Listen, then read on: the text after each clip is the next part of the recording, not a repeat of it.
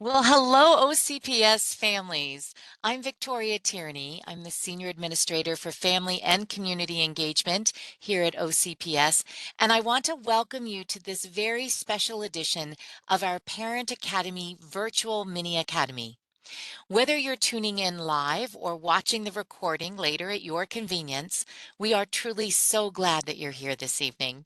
Tonight's session is one that truly matters. It's called Demystifying AI, A Parent's Guide to Artificial Intelligence Systems. So artificial intelligence, or AI, can feel like a brand new and even overwhelming concept, but it is actually technology that has been part of our daily lives for years now. And AI is a broad term that covers many different tools. You likely use AI every day when you use things like photo filters, or you receive movie recommendations from Netflix, or even when you benefit from autocorrect on your phone. And in this presentation, we will break down the how behind modern AI and help you navigate this rapidly changing landscape. So, before we dive in, let's do a quick tech check. If you can hear us loud and clear, please drop a thumbs up in the chat using the reaction feature. That's always helpful. And to enable closed captioning and translation, click on the CC button and select your preferred language. And if you're watching this later, we actually have you covered because the session is being recorded and will be available on the OCPS Families YouTube channel. I'm going to go ahead and drop the link in the chat as soon as we start, and that way you won't miss anything. And the link, while it's in the chat, be sure to subscribe and turn on notifications so that you won't miss any updates. If you subscribe today, you'll be notified as soon as the video is uploaded next week. Perfect if you'd like to review this session or share this valuable information with someone else. And feel free to pass it along to friends and other parents who you think could benefit from these insights. Also, if you're looking for webinar materials from tonight's Virtual Mini Academy, all participants have access to a PDF copy of tonight's presentation. You can find the webinar materials on the information page linked in your registration confirmation email. Just look for the link labeled Webinar Materials. So let's talk about tonight's panelist. We are so proud this workshop is being done in collaboration with this amazing representative. He is the Chief Information Officer for Orange County Public Schools. His name is Maurice Dragon, and Maurice brings extensive expertise in educational technology, data systems, and district-wide digital innovation. This evening, he will provide an inside look at how OCPS is approaching artificial intelligence, what tools are being used to support teaching and learning, and how families can stay informed as new technologies evolve. His insights will help you better understand the opportunities, safeguards, and practical applications of AI within our schools. So, welcome, Maurice Dragon. How are you this evening? Thanks so much. I'm doing very well. And thank you for the very kind introduction. And just to level set with those who are joining or those who may be watching later on, as you shared, we're going to make sure that when we say AI and we talk about AI during this presentation, we're all talking about the same thing. And then go a little bit into how AI that we use in schools is different from the AI that you may see if you are using the consumer-based AI. And then we will talk really about an issue that I know a lot of folks are thinking about, which is how does AI impact academic integrity?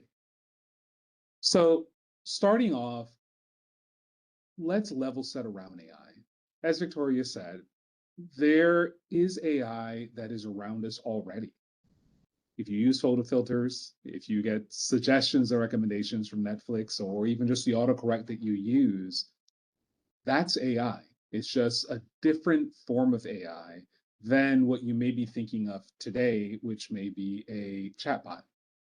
Now, that being said, the term AI is not even a modern term that many people think really came around in, let's say, 2022 when ChatGPT came out. The term AI is existed for many years. Let's say, for example, the term computer. In the 1960s, a computer was a person who was doing math, like for NASA. I watched the movie Hidden Figures with my daughter the other day. In the 1980s, a computer was a desktop machine where you were sitting and you were typing in one location. And then today, a computer can be anything from a phone to actually a computer chip that's inside of your car that makes it smart and may allow things such as self driving.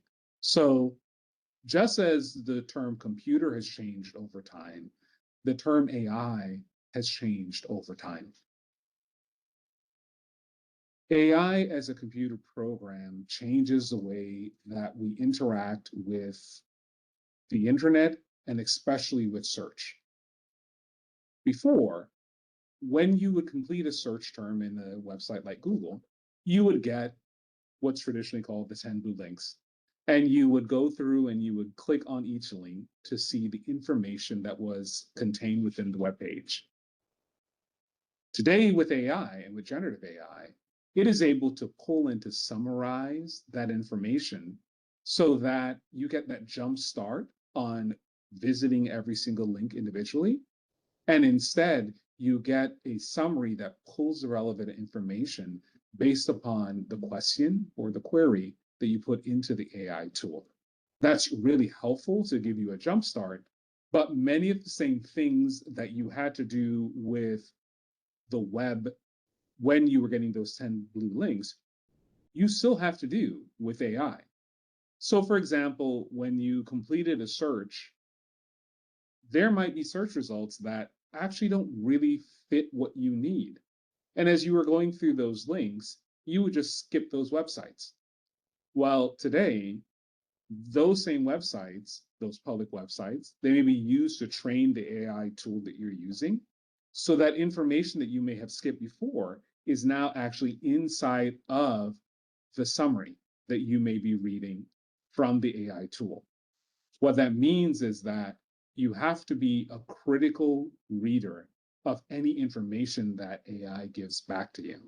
Now, when we received the 10 blue links in the past, if link number 3 and link number 4 really didn't match what we needed, we just said, this is the internet. There are going to be some things that will apply and some that will not.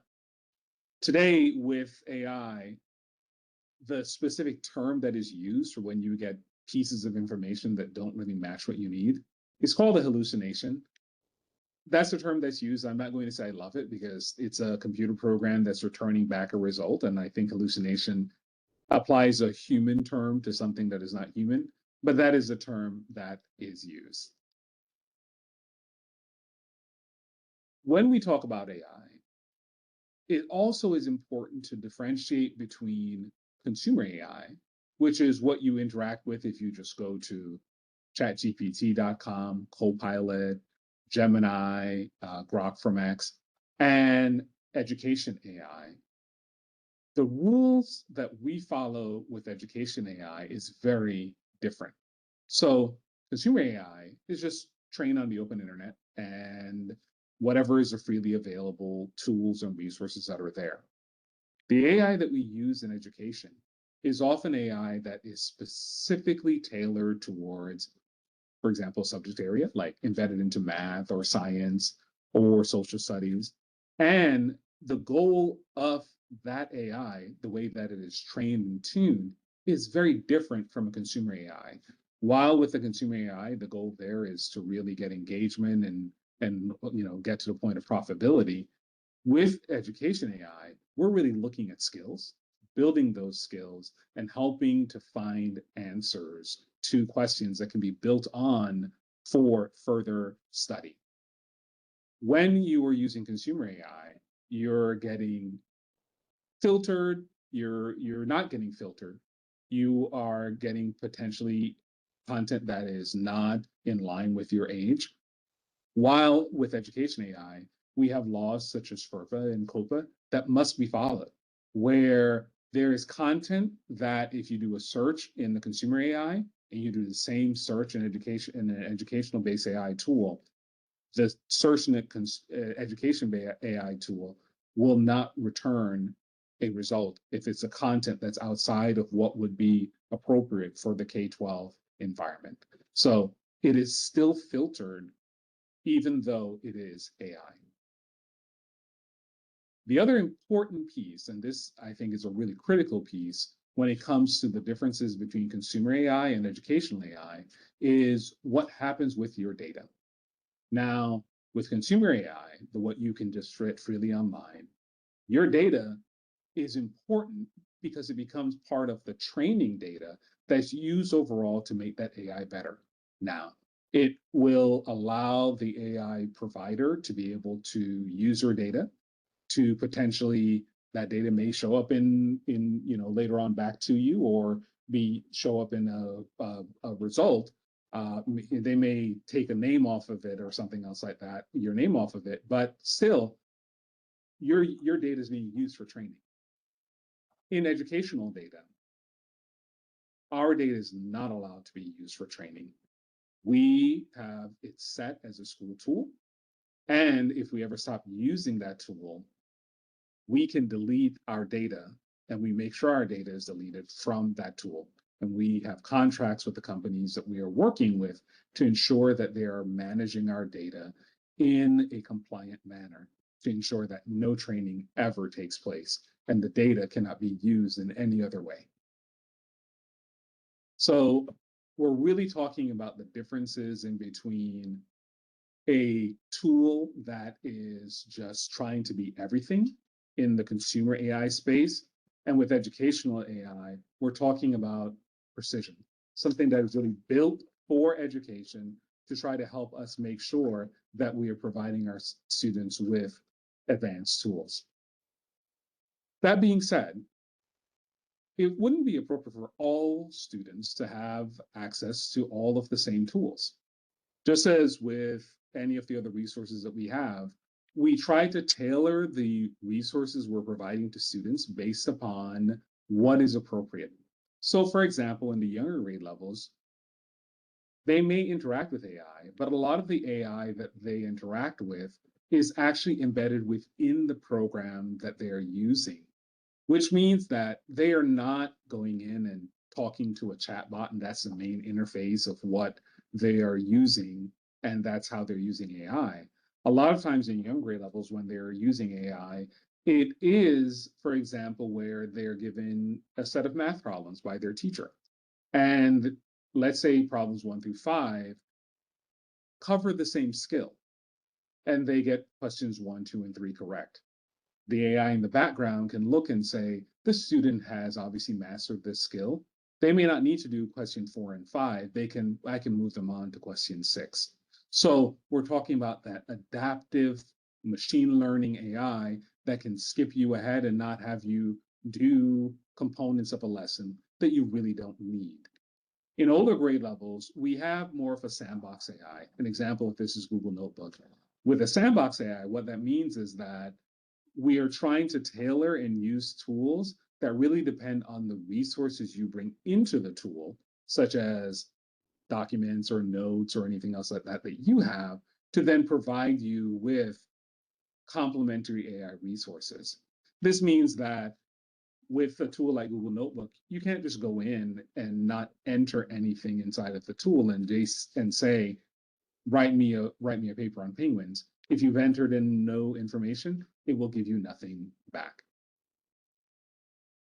So with those pieces established, I think a really important point to think about, because consumer AI does allow this, is academic integrity in terms of how to properly use AI tools.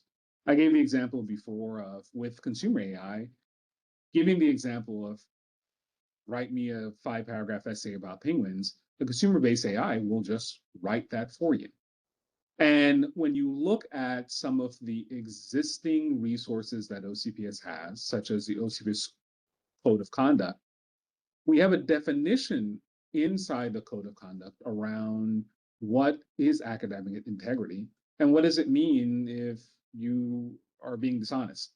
And we have this piece around the willful unauthorized use of work of another person, or for academic purposes, or using notes or materials in the completion of an academic assignment or test in ways that are beyond what has been established for the assignment or for the resources that you're doing. So we have things like plagiarism, where you're just copying words and ideas and you're not giving credit, where you are trying to use hidden notes and devices if you're completing an exam where you're not supposed to have access to those resources. And we have other things such as sharing and collaboration. What's important about these things that you're seeing down here is that these are around the acts and the intent of evasion of rules that were set forward by the teacher or the assignment or the testing situation. And these rules apply no matter the tool that you are using. And so while, for example, we may not have a piece inside of our code of conduct that says that you can't have your paper written by your mom and dad, or that you cannot just go and copy wholesale rip out a section out of a book and put it in. Those are things that I think we can very easily recognize that would be a student not completing their own work. And it would be the same with AI. If wholesale something is put in, AI just writes it, and then that, without any kind of modification, without nothing, is just turned in, and just turned in with the student's name on top, and they just say, "Oh, this is my work, and I wrote this." They did not write it. AI wrote it, and then though that can become a piece that where the academic integrity and the dishonesty components may be questioned for the assignment that is turned in. One of the things that I know is a piece that a lot of folks think about when we're thinking about AI is, can you use AI to catch students who may be using AI themselves? And the challenge with using a tool such as like an AI detection tool is that the tool is not actually detecting AI itself.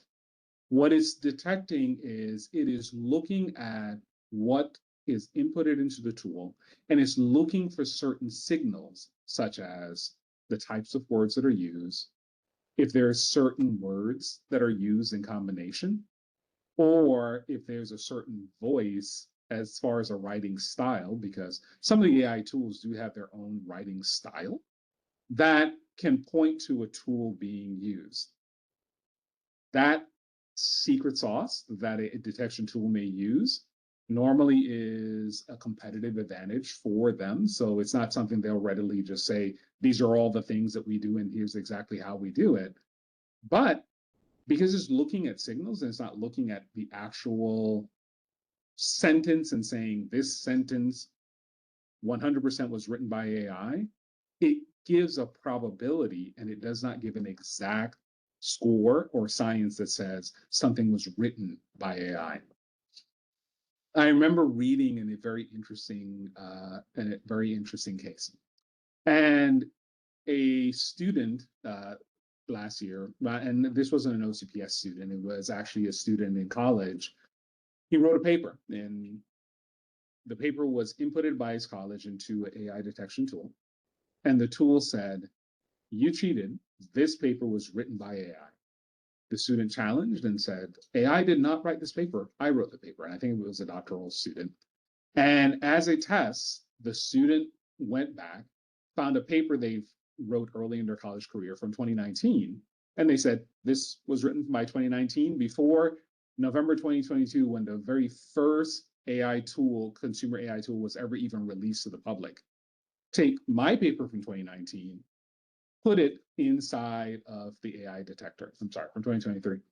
Put it inside the AI detector. And that paper from 2019, when put inside the AI detector, was flagged as written by AI. And what it showed is that what was being examined was the students' writing style, the way they structured their words. And that was what was being used to determine if it was written by AI or not. And even a paper that was written before consumer AI was ever available was being flagged. So detection is not proof, and it cannot be the final decision maker if there is a question about if AI was used or not. Determining plagiarism or copying used to be a whole lot easier because those tools were examining sentence structures and words, and they could have entire banks of those sentence structures and words that they could examine to see if they were just copied from somewhere else. But an AI tool is generating whole new sentences. So there is no source that can be used to match what the AI tool is providing. So an educator still has to remain the final person that looks and has that conversation with the student and says, there may be some signals here, but I'm going to review this paper based upon what I know about you as a student also. You can definitely tell if you give a student an assignment and then on one assignment, their writing structure, their style, their unique voice as a student. Let's say, for example, if they get a direct written assignment that they're writing, that suddenly that changes dramatically into a very different, very structured voice. That's going to raise a flag. So that human review, understanding the student, understanding what skills and level that they bring to that assignment is going to play a role in the final decision that will be made. I was joking before the presentation started, where I was a first grade teacher, and as a first grade teacher, there were assignments that I gave that when the student came back, the assignment was clearly done by the parent. Clearly, the details, everything that was associated with it, I could just tell because I knew the student and I knew that what skill they brought to the assignment that was given. So again, this piece around that balance in a student doing their work and that work being a true representative of what they know is important, and it will continue to be an ongoing conversation that we're going to have. We're going to have conversations with the school board where we're working on an AI policy to formalize some other structures around this. I want to finish up by talking about AI at home. You know, AI is a tool, and it's a tool on the internet, and especially the consumer-based AI tools. It is important whenever your child is using the internet overall to just have conversations with them. Talk about what conversations they're having with AI and ask to see the AI responses. It's important, especially if they're talking with a tool that's a consumer tool that was likely built for someone who's 18 years old and over, basically built for an adult, that the responses, which may be also tailored for an adult, are responses that you as a parent, you feel comfortable your student receiving, your child receiving. Treat it like any other activity, where if there was any other activity where if your child came home and they were just sitting and watching something for 2 or 3 hours or browsing there for 2 or 3 hours, you would go and you would say, hey, what's going on? What are you looking at? Let's get an idea of what's taking up some of your time. And it should be exactly the same thing with AI. And then I think finally, talk to your students about what hallucination is, which is that the internet is not a fully structured, vetted place. There is true information and there is untrue information on the internet. And because AI is trained from both, the information that it is pulling in needs to be verified to ensure of its accuracy. So just as a quick review, when we talk about AI, and we're talking about AI that's used in schools, we're talking about different tools than tools that are used publicly. These tools that we use in schools are filtered, they're private, and they're purpose-built. Academic integrity has not changed. We still expect students to do their own work. We still expect students to, if they're using outside tools, say that they're using outside tools and not try to represent work that was done by, that was not done by them as work that they solely and completely did on their own. And then finally, we want to make sure that AI is something that can provide our students a jump off point for deeper skills like analysis and critical thinking, we're not trying to replace those skills, because simply putting text into an AI tool and then getting an answer and turning that in, there's no learning that takes place in that transaction. So we're trying to make sure that getting any kind of initial response is just that. It's an initial response that is the beginning part of the learning journey. Thank you all so much, and thank you for your time tonight. Well, Maurice, we want to thank you so very, very much. I do want to personally invite everyone that joined us this evening to our upcoming Parent Academy events. They're all designed to help you stay informed, connected, and empowered. So check the chat now for the registration links, and please go ahead and mark your calendars. And I really do want to thank you, families, for spending your evening with us. Your engagement means everything, and we're honored to be a part of your journey.